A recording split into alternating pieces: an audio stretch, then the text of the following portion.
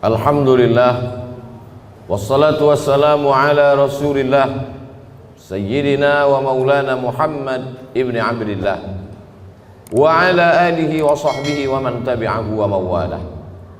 Ashhadu an la ilaha illallah wahdahu la sharika lah wa ashhadu anna sayyidina Muhammadan abduhu wa rasuluhu la nabiyya ba'dah.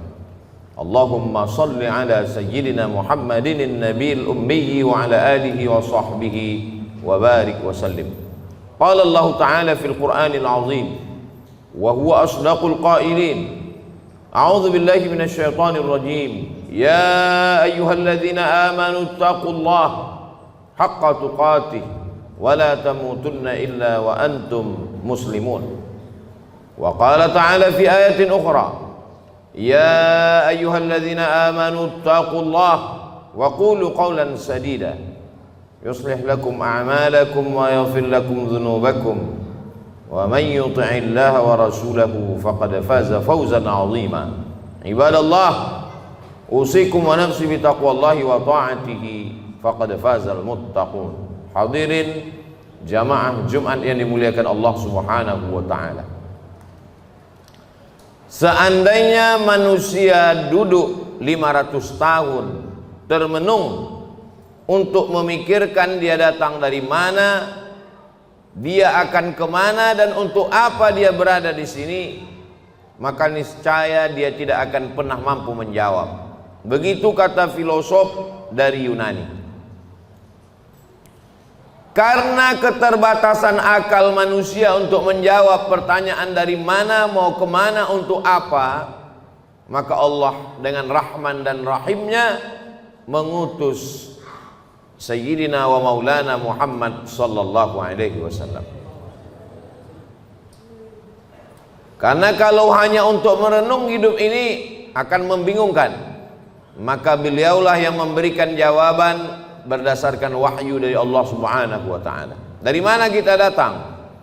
Wa idz akhadha rabbuka min bani adama min zuhurihim dzurriyyatahum wa asyhadahum ala anfusihim alastu bi rabbikum. Ingatlah ketika Allah sudah mengambil persaksian perjanjian dari kamu semua.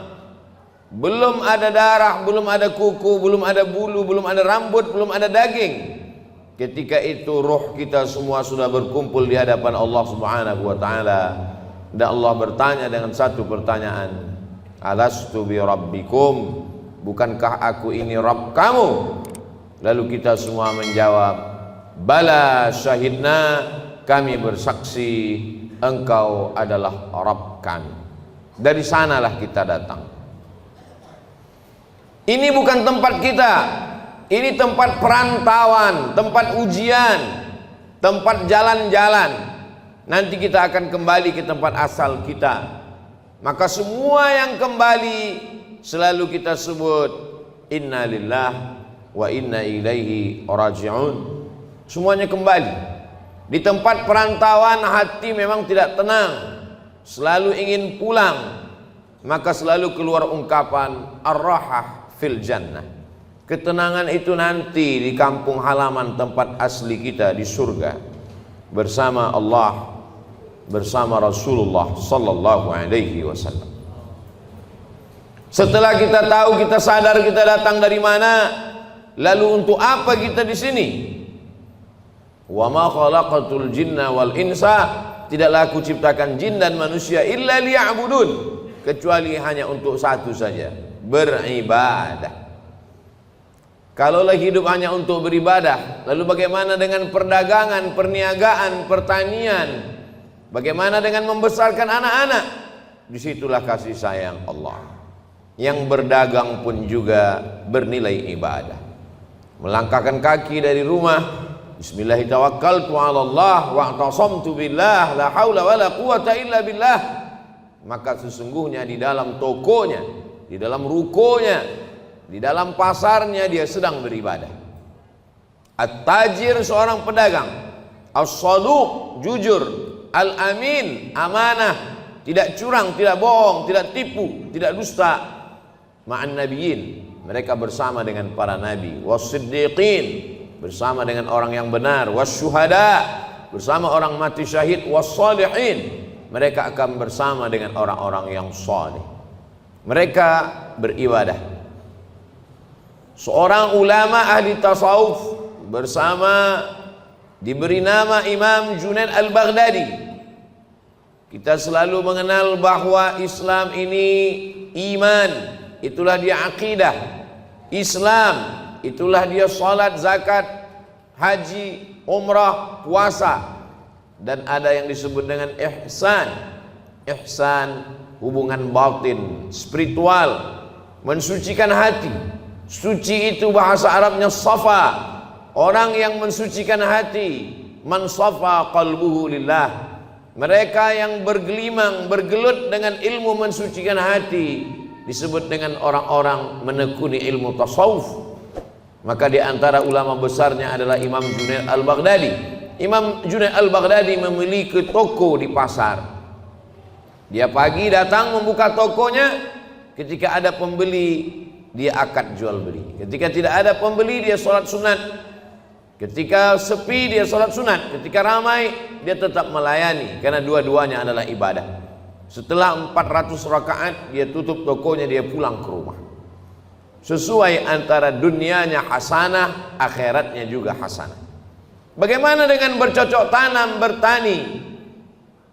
Idza waqa'at ala ahadikumul qiyamah, kalau hari kiamat sudah mau datang, wa fi yadihi fasilah, di tanganmu ada bibit korma, falyurisha, tanamlah bibit korma. Kenapa? Karena kita tidak berpikir siapa yang akan memakan manis buahnya, siapa yang akan bernaung di bawah daunnya yang rimbun. Kita hanya berpikir bahwa kita sudah memakmurkan alam semesta dengan tanam-tanaman. Dosa bukan hanya zina, dosa bukan hanya khamar. Man qata'a sidratan, siapa yang memotong sebatang pohon sidir, sawwaballahu ra'sahu finnar, disungkurkan Allah kepalanya ke dalam api neraka. Begitulah Islam. Islam tidak hanya membatasi ibadah pada salat, rukun, syarat, wajib, sunat, sunan muakkad, itu ibadah mahdhah namanya. Tapi ada perbuatan-perbuatan yang kelihatannya bukan ibadah, tapi dia bernilai ibadah. Polisi, tentara, angkatan laut, darat dan udara, mereka sedang beribadah. Kalau mereka mati, matinya jihad fisabilillah, menjaga perbatasan negara, menjaga keutuhan negara, bagian dari ibadah. Dengan niatkan bismillah dengan nama Allah. WC, toilet, bau busuk, jorok, najis, tempat setan, masuk ke dalamnya dengan berdoa, Allahumma inni a'udzubika minal khubuthi wal khaba'ith.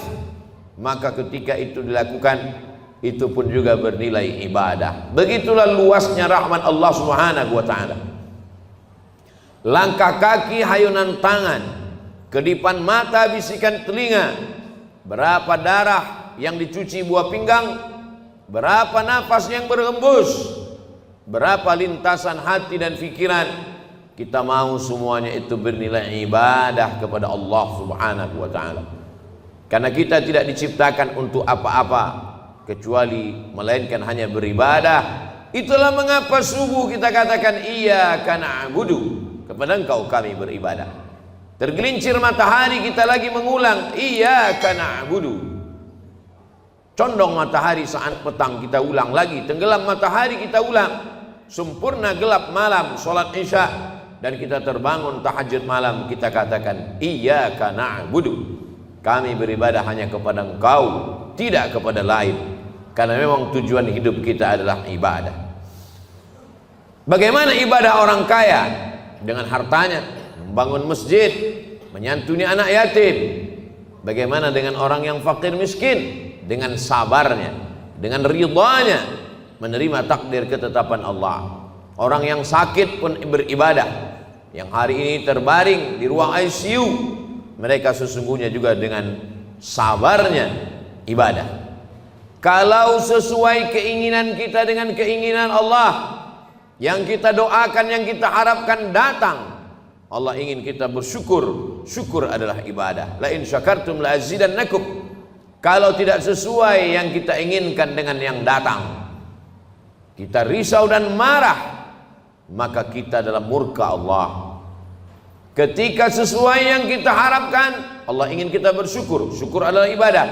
Ketika tidak sesuai yang kita inginkan dengan kenyataan, Allah ingin kita bersabar. Dan sabar adalah ibadah tersempurna di antara semua ibadah. Maka Allah katakan, innama yuwaffas sabiruna ajrahum bighairi hisab. Orang-orang yang sabar balasannya paling sempurna, paling penuh, bighairi hisab, tidak dapat dihitung oleh hitungan manusia. Maka kalau kita lihat perjalanan nabi-nabi, ibadah mereka lebih banyak sabar daripada syukur. Nabi Ibrahim alaihissalam bersabar mendapati seorang ayah Azar, pembuat berhala.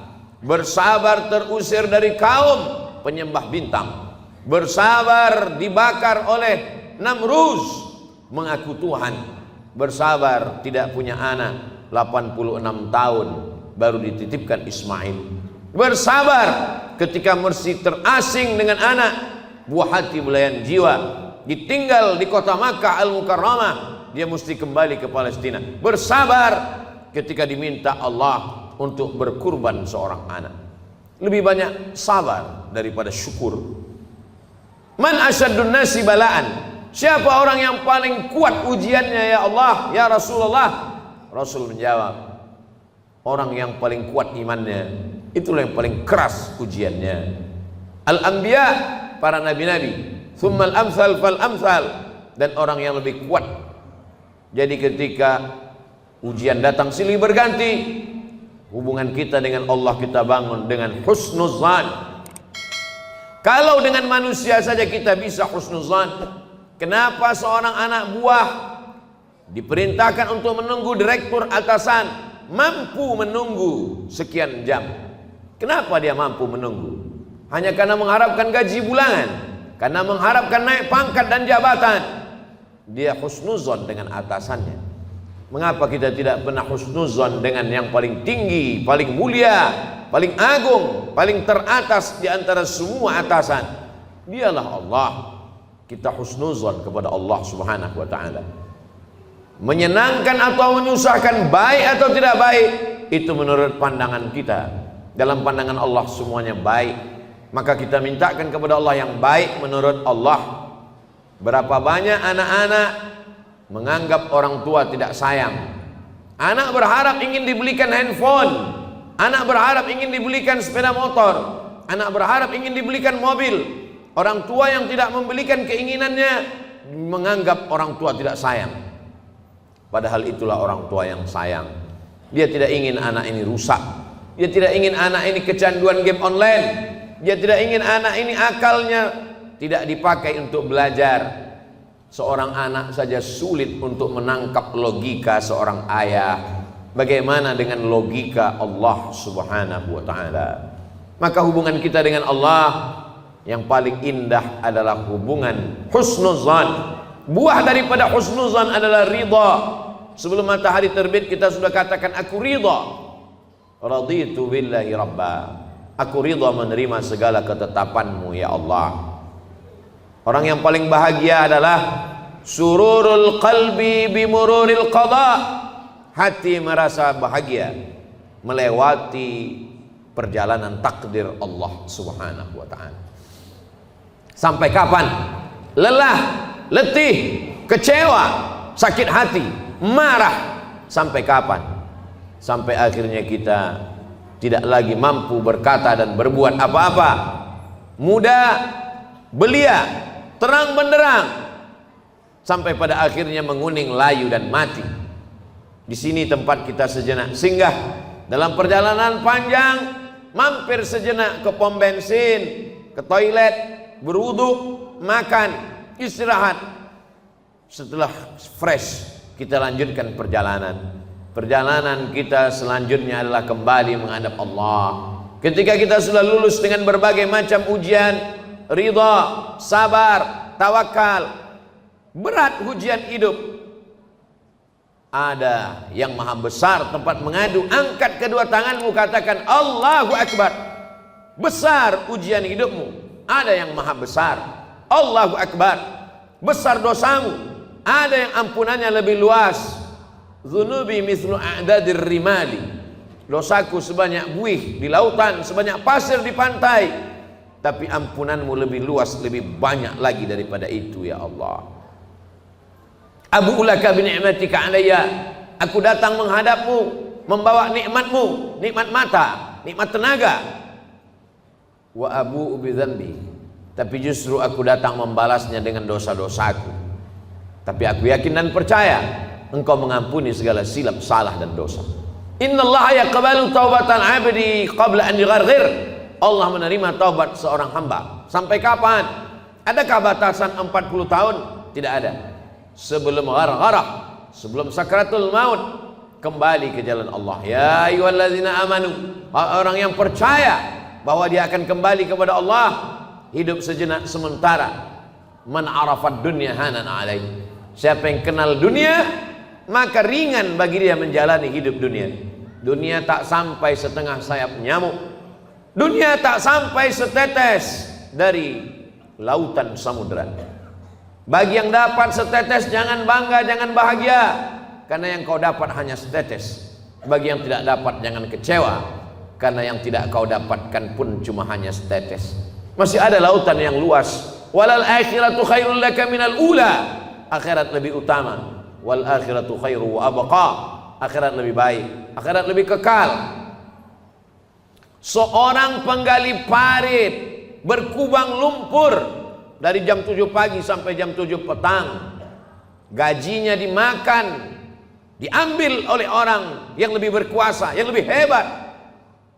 Kecewa, sakit hati, dia masih bisa tersenyum. Mengapa? Karena dia yakin ada akhirat. Malik yaumiddin, di sana ada keadilan, di sana akan ada perhitungan. Hatta yuqadus satul jalha, hatta yuqadus satul qarna, sampai-sampai kambing yang bertanduk akan dituntut oleh kambing yang tidak bertanduk. Begitulah keadilan Allah Subhanahu wa ta'ala. Untuk apa ada akhirat? Bagi mereka yang A, tidak, T, keyakinan, is, orang yang meyakini tidak ada Tuhan, tidak ada malaikat, tidak ada akhirat, mereka akan stres, mereka akan depresi, mereka akan bunuh diri. Bagi mereka gedung yang tinggi, puncak daripada penyelesaian segala masalah. Naik ke atas gedung, terjun ke bawah. Kalau dia bahagia, sebahagia-bahagianya, karena menurutnya dialah puncak kebahagiaan, tidak ada Tuhan. Kalau dia stres, susah, depresi, dia akan amat sangat menderita dalam hidup. Orang beriman, kalau dia sukses, kalau dia kaya, kalau dia berkuasa, maka dia akan berkata, hadza min fadli rabbi, ini karunia Tuhanku, liyabluwani, untuk menguji aku, aashkur, apakah aku akan bersyukur, am akfur, atau aku akan kufur. Kalau dia sedang diuji, susah, sakit, menderita, dia tidak stres, dia tidak putus asa, karena itu hanyalah salah satu bagian dari cara Allah untuk menguji imannya. Untuk apa kita hidup sampai hari ini? Kenapa kawan kita, sahabat kita lebih muda, lebih sehat, lebih dulu mati daripada kita? Alladzi khalaqal mauta, Allah menciptakan mati, wal hayata, Allah menciptakan hidup, liyabluwakum ayyukum ahsanu amala. Allah menguji siapa yang paling baik amalnya. Bukan yang paling tinggi jabatannya, bukan yang paling banyak hartanya, bukan yang paling ganteng wajahnya. Ayyukum ahsanu amala, siapa yang paling baik amalnya.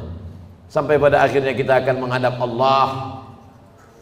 Allah mengundang, ya ayyatuhan nafsul mutmainnah, wahai jiwa yang tenang, irji'i ila rabbiki radiyatan mardiyah. Kembali, ini bukan tempat engkau, ini hanya tempat persinggahan. Kembali ke tempat yang lebih baik, lebih kekal, lebih abadi.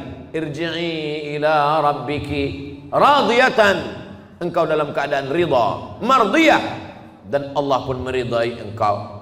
Fadkhuli fi ibadi, masuklah ke dalam golongan hambaku. Wadkhuli jannati, masuklah ke dalam surgaku. Innal ladzina amanu, orang-orang yang percaya, tsumma istaqamu, kemudian mereka istiqamah, tatanazzalu alaihimul malaikah, turun malaikat kepada mereka. Apa kata malaikat? Allah takhafu, jangan takut, jangan takut dengan sakaratul maut, jangan takut. Wala tahzanu, jangan sedih, jangan cemas, jangan sedih meninggalkan istri, anak, keluarga, kantor, kawan, sahabat. Jangan sedih. Setelah takutnya hilang, sedihnya terbang. Wa abshiru bil jannati allati kuntum tu'adun. Berbahagialah, engkau mendapatkan janji Allah. Dan Allah kalau sudah berjanji, innaka la tukhliful mi'ad, engkau tidak pernah ingkar janji. Semoga kita selalu dalam keadaan istiqamah iman dan Islam, bersabar dalam keadaan senang, kenyang, diberikan kekuatan dalam keadaan susah dan payah. Barakallahu li wa lakum fil Qur'anil azim wa nafa'ani wa iyyakum bima fihi minal ayati wa dzikril hakim wa taqabbala minni wa minkum tilawatahu innahu huwal ghafurur rahim. فمنه ارتويت أنا الظامي